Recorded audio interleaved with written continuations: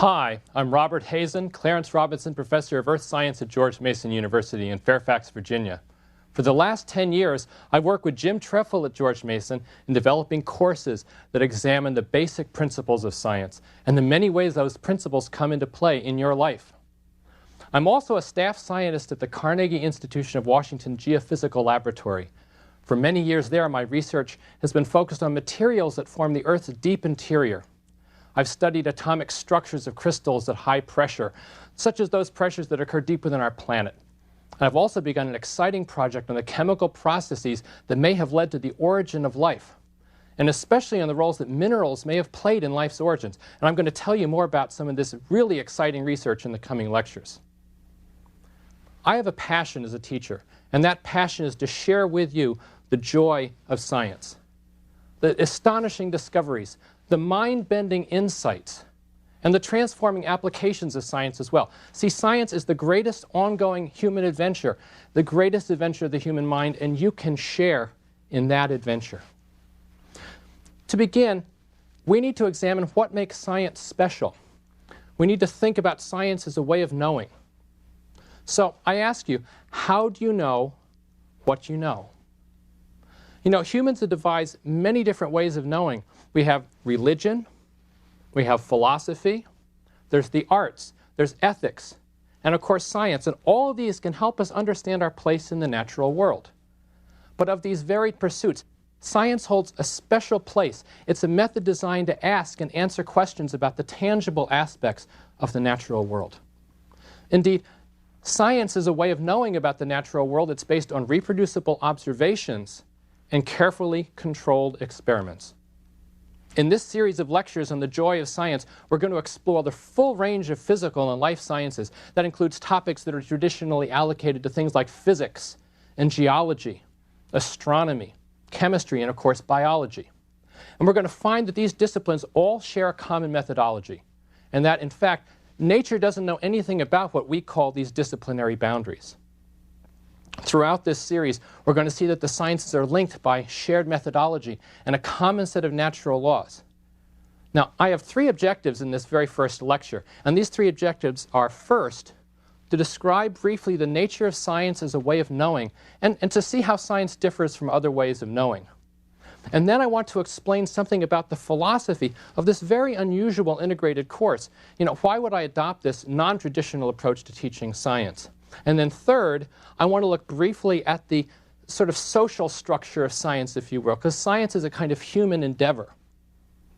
Well, science is a way of knowing. Science is based on reproducible observations, is based on controlled experiments, and on theoretical reasoning.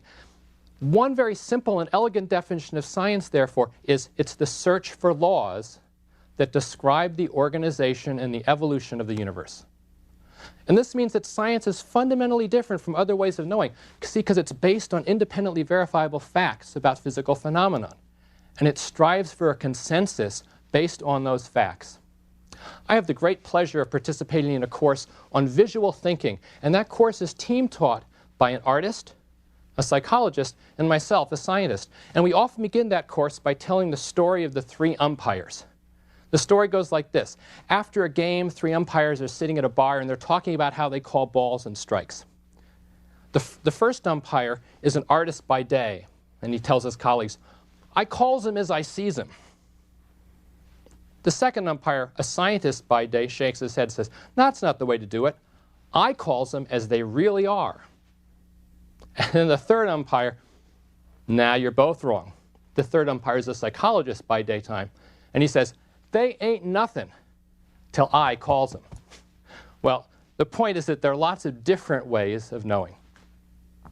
Now, I've defined science as a way of knowing based on reproducible observations, on controlled experiments, on mathematical reasoning. And think about how science, therefore, differs from other ways of knowing.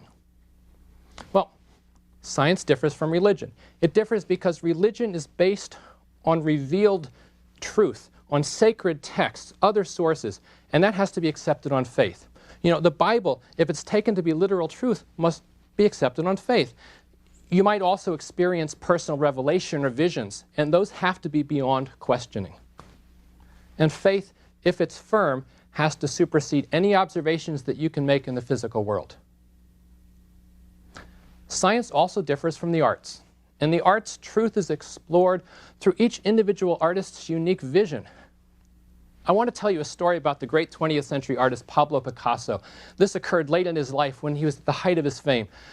It's said that Picasso was riding on a train in Europe. You know, this is one of those trains where there are compartments and people face each other in a small compartment in the train. Well, so the story goes, one of Picasso's fellow travelers recognized him and started mumbling, pretty much so that everyone could hear, but to no one in particular. He said, "It's a disgrace. It's a sham. I can't believe people fall for that stuff." And after a while, Picasso interrupted and said, "Excuse me, what are you talking about?" He said, "Modern art. Modern art. I don't understand it. I don't like it." "What don't you like about it?" Picasso says. "Well, it doesn't look like anything. It's not like reality." Picasso asks, "Well, what is like reality?" And the passenger thinks for a while, and he says, "Ah, here." Pulls out his wallet. "Here's a picture of my wife. See, this is like reality. This really looks like her." Picasso pauses and says, "My goodness, she's awfully small and very flat." Well, the point is that art's all a matter of your point of view. There are no absolute truths. Okay, science also differs from political science and from social science in a rather intriguing way. All of these so-called sciences are grounded in verifiable facts about the world around us. In science, the ultimate goal is to reach a consensus based on reproducible and verifiable facts. However, in politics, in history, in sociology, and so forth, there are many equally valid interpretations of events. There are lots of plausible policies and interpretation because people and their experiences are so richly varied. Indeed, the richness of these disciplines results from the multiplicity of interpretations of past, present, and future events. Okay, science also differs from astrology, psychic phenomena. UFOs, for example, these are called pseudosciences, and they're not based on reproducible and independently verifiable observations. I have to make a key point here. Most scientists don't reject the existence of UFOs. They don't say that psychic phenomena are impossible. It's just that reports of these phenomena are invariably sort of anecdotal. They're not subject to independent observations. They're not subject to verification. You know, if a UFO lands and we can study it, then it may become science. But until that happens, there's not much a scientist can say one way or another. So if and when reproducible evidence is available, then these subjects are going to satisfy the scientific test for knowledge. The process of science, it provides a powerful tool for observing the way the world works, for making predictions about future events, for discovering ways to modify our surroundings. You know, imagine how vastly difficult a society without science would seem to us. Think about that. You know, I think we'd immediately notice fundamental differences in our material well-being. You know, we'd lose technologies associated with health. We'd have much more limited kinds of food. We wouldn't have very good transportation. Communication would be virtually non-existent. The housing would be primitive, and so much more. But, you know, I think very soon we'd notice more subtle but equally profound differences in logic systems. For example, the belief in a predictable universe and the understanding of cause and effect. You know, I suspect that in the long run it would be easier to adapt to the material hardships than to the loss of a rational framework of our society. Now, as we proceed in this 60-lecture survey, I hope that the unique character and the power and the joy of science will become clear to you.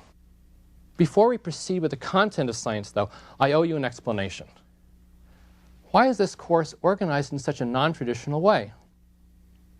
Jim Treffel and I developed this course in the Joy of Science in the early 1990s, and it was in response to a growing call for scientific literacy for all Americans. In the modern world, all citizens need to be scientifically literate. Any issue of any major newspaper or any news magazine is going to have numerous stories that are directly related to science, and you can do this yourself. Just look at this morning's newspaper. There are so many stories about science. On the front page, a story about pharmaceuticals, a story about scientists using embryos for research. And there's another study about energy, house study. And of course, the weather always appears on the first page. Now that's just the first page. On the second page, FDA to regulate certain fertilization procedures, and a flood in West Virginia. More about science. The next page, a big article about an embassy bomber where much of the evidence in that trial was through forensics, through science of chemical analysis. The next page, space shuttle launch, various medical treatments that are described. The next page, we see a shark attack in Florida. And page after page you see there's articles on the environment, articles on the drug war. Even on the editorial page, you might think that was all politics, but no. Look at this, an article on nuclear weapons in Russia, an article on environmental concerns, and an article on nuclear waste disposal, all in just the first section of today's paper. And you can do this any day of the week. Here's yesterday's paper, missile defense in the front page. Fossils suggest earliest human ancestor, cloning embryos. And look at the day before, front page, evidence of toxins in the environment. Warming shrinks Peruvian glaciers. And the day before, I can do this day after day after day. Tougher battles bloom for Bush regarding the environment, regarding medical issues. SUVs drive area pollution. And cocaine, the drug wars again. Every single day, we find article after article about science. It's clear that science pervades the news. Everyone needs to be scientifically literate. In fact, Jim Trefil and I cite 4 principal reasons for the importance of scientific literacy. The first reason, scientific literacy helps consumers make informed decisions. See, science content provides a basis for understanding how and why products work. And the scientific process of inquiry provides a framework for critical thinking about your personal choices. You know, you have to make choices about health care, what medications to take, what treatments are you going to accept. You need the background to learn more from your doctor. We all make personal choices about diet and nutrition, and science informs those decisions. So you need to understand the role of diet and exercise in your life. And then in today's world, we're increasingly confronted by urgent choices about the environment. These environmental issues face us all the time. So you're asked to choose the correct kinds of detergents and diapers, automobiles. You're asked to recycle. You're asked to conserve. Science provides a convincing context for these efforts. And there's a second reason to become scientifically literate, and that's because of the workplace. You know, so many of today's jobs depend directly or indirectly on science, as well as on technologies that are developed from scientific discoveries. Doctors and their patients need to understand the benefits and risks of all sorts of diagnostic procedures, X-rays, magnetic resonance imaging, drugs, other treatments. You need to know what's being done to your body. Lawyers need to understand an expanding arsenal of forensic methods. Think about it. Genetic fingerprinting, there's spectroscopic analysis, there's drug testing, all these different kinds of techniques that you need to know if you're a lawyer. You can see in this recent newspaper article, newspaper advertisement, they're actually advertising now routinely that you can have genetic testing done on family members, paternity testing, and so forth. Of course, if you're going to be a banker or an investor, you have to understand the nature of modern high-tech companies.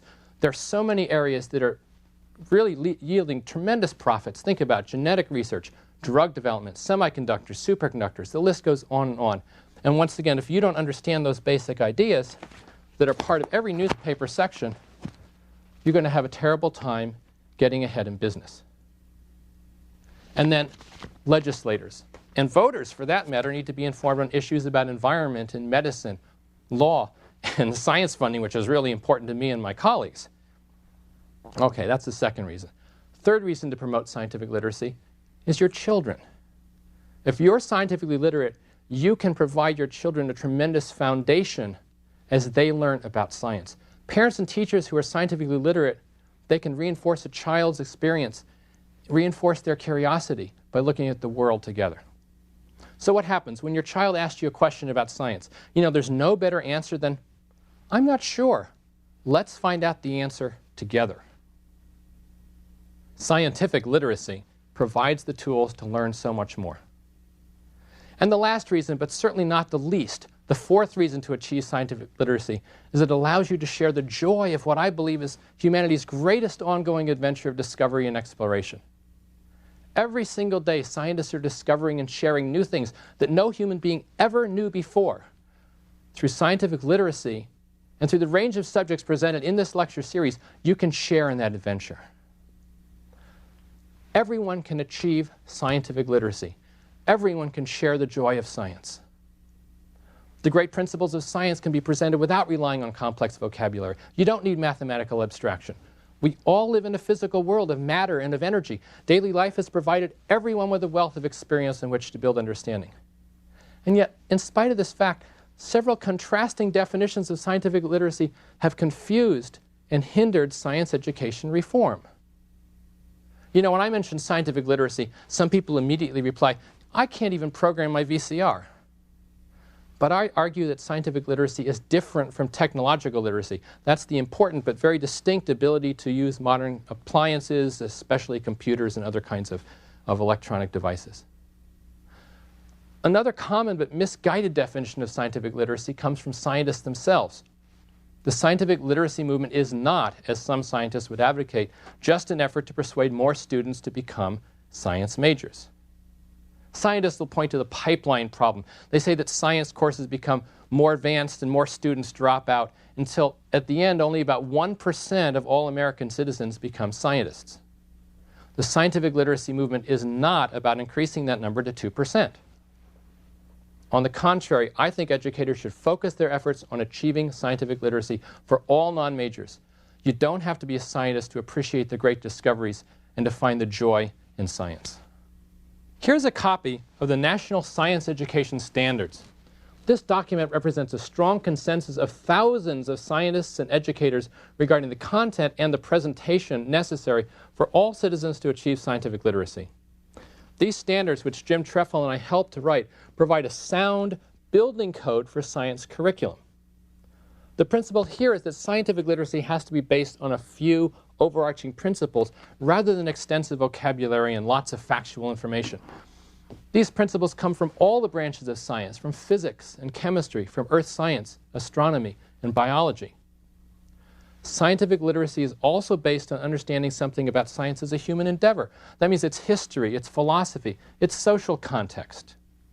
We also emphasize the scientific method, and that's a process of inquiry by which scientists ask and they answer questions about the natural world. Here's an idealized version of the scientific method. You'll see here that it's a cycle. It's a cycle of observation, going to identifying patterns, to hypothesis, prediction, and predictions lead to more observations and data. And we're going to examine this process in a lot more detail in the second lecture. For those of you who are teachers or parents, by the way, I've provided a concordance to the National Science Education Standards in your booklets. Every major content standards for grade K through 12 is covered in these lectures. The objectives of this lecture, this series on the joy of science, are to introduce the great principles of science, to explore how scientists discovered these sweeping ideas, to show how the great principles come into play in our lives in often surprising and very wonderful ways. In these lectures, I'm going to attempt to integrate all the different sciences, and that's very unlike the traditional separation of physics and chemistry, of biology, of earth science into separate departments, into separate courses.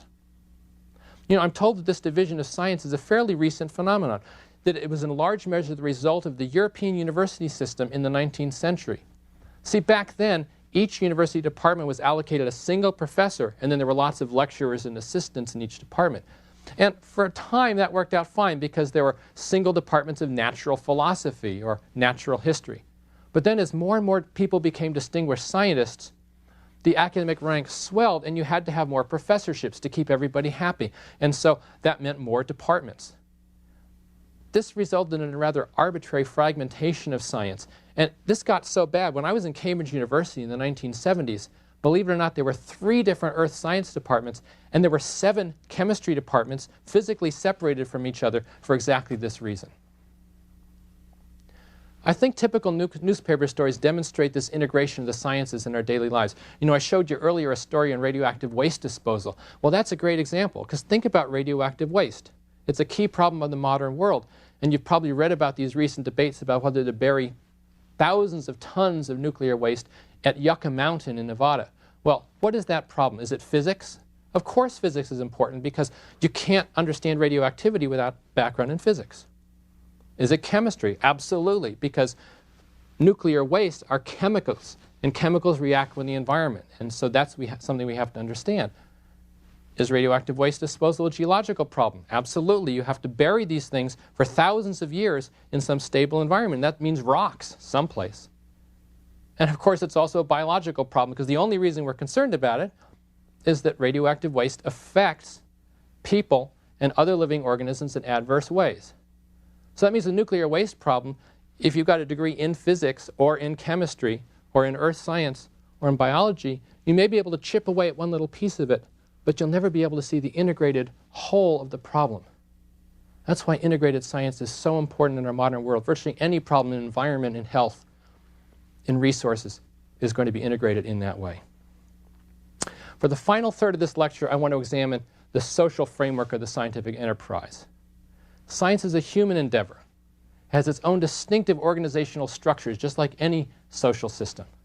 So first, let's look at the general enterprise of science in the United States, the whole picture. There are about 350,000 people who call themselves scientists that work in the United States. And they work primarily in government, in industry, and in academia. Most of these scientists have a PhD, as well as several years of postdoctoral training. So it takes a lot of work, just like a doctor, to become a scientist. Scientific salaries are paid by universities, they're paid by corporations, they're paid by nonprofit organizations, and of course by the government. And a very significant fraction, in fact, does come from the federal government. In 2001, for example, the government allocated about $90 billion for research. That's our tax dollars at work. That's almost equally divided between defense-related and non-defense projects. The biggest spenders are the National Institutes of Health in Bethesda, Maryland. They take about $20 billion a year. NASA, about $14 billion a year. And then also the military, roughly half of the budget, $45 billion, goes to military research. Science is a human endeavor, and humans invariably form groups. Scientists are no different. So let's look at a few of the very largest and most influential scientific organizations. There are a couple of organizations that cover all the different scientific disciplines. And the most influential of those is the Washington-based American Association for the Advancement of Science. It has about 130,000 members, and it's the major U.S. society that represents all the different branches of science. By the way, it's almost universally known as AAAS, and you may see newspaper reports about the AAAS lobbying for science education. It also publishes Science, which is one of the most widely read magazines in science. It comes out every week and has lots of news features as well as original science articles. Very influential to get an article in Science. It has a rival magazine. This is a commercial venture called Nature, published in Britain. And Nature also is a weekly journal with lots of science news and lots of original articles. Very prestigious to get an article in a paper like this. Another important organization is the National Academy of Sciences in Washington. It is a membership of about 2,000 scientists, so being elected to the Academy is a very high honor. The Academy still advises Congress on issues of science and technology, and so they publish various reports, and they're summarized in something called Issues in Science and Technology. Comes out monthly. A third big organization that represents all scientists is Sigma Xi. That's a national science honorary. It's based in North Carolina. They support scientific research, and they have a monthly paper called American Scientist with general articles. Now let's look at the different specialties, because each specialty has its own set of societies and publications. This rigid division of science into separate departments may have hindered scientific literacy of non-scientists, but there is a kind of rationale to the structure, and what results is a kind of hierarchy of scientific disciplines, of which physics is placed first. See, the laws of physics have to apply to all systems, large or small, living or non-living, and so physics can be thought of as this hierarchy at top of the hierarchy. Physics really can be defined as the study of matter in motion, or more abstractly, how particles interact. And understanding the great principles of chemistry, geology, and biology, therefore, have to begin with an understanding of physics. Physicists themselves divide their field into classical physics and modern physics. We have classical physics, which deals with everyday phenomena about matter and energy, forces and motion, things that we experience. And great principles associated with these, which we'll see in the first few lectures, include Newton's laws of motion, the law of gravity, laws of energy, the laws describing electricity and magnetism, and so forth. These are things that we experience every day, and we find that life is a terrific classical physics laboratory. But then there's modern physics, which deals with realms way beyond our daily experience. Very small objects, very fast, New physical laws are required. Quantum mechanics, nuclear physics, particle physics, relativity. These all become part of modern physics. Most of the 50,000 physicists or so in the US belong to the American Physical Society. That's a big group that publishes Physics Today, a monthly publication. That group also includes geophysicists and astrophysicists and other fields. So physics is a very diverse field in that sense. Then we come to chemistry. Chemistry is the study of atomic interactions, especially the study of chemical reactions and the formation of new materials. Now, of course, modern chemistry is a very old field. It's rooted in alchemy from the Middle Ages. But today, chemists follow the tradition in a different way. They mix chemicals together. They have this empirical sense to their science, but it's a very pragmatic science as well. You mix chemicals together. You try to find something new. Sometimes inspired guesswork, sometimes theory leads to these very exciting new materials. And as a result, chemical research and chemical engineering are very closely linked. You know, it's often possible to scale up an experiment that you make in a test tube, and within a few months you make a huge plant that does the exact same thing. And so this link between chemistry as a science and chemical engineering is very close. And that results in the American Chemical Society, the largest of the societies having both scientists and engineers working together. So most chemists, most chemical engineers belong to the society. It's one of the largest societies in the world, 150,000 members. And those members receive a weekly magazine called Chemical and Engineering News. Kind of interesting to see engineering and chemistry linked together in this context. Then we come to earth science, my own field, my favorite field. Earth science is the study of the origin, the present state, the dynamic processes of our planet. And sometimes we add in other planets as well because they behave sort of the same way. Now, unlike physics and chemistry, earth science deals with a very large, complex system that has a past. So it's a historical science. Earth science as a field is rather young. It grew out of practical experience of prospecting and mining. And you think about it around you, virtually every material of which we use is made from earth materials, atoms that came from the earth.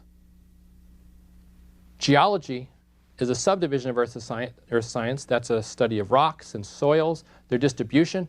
And most geologists belong to the Geological Society of America, based in Boulder, Colorado.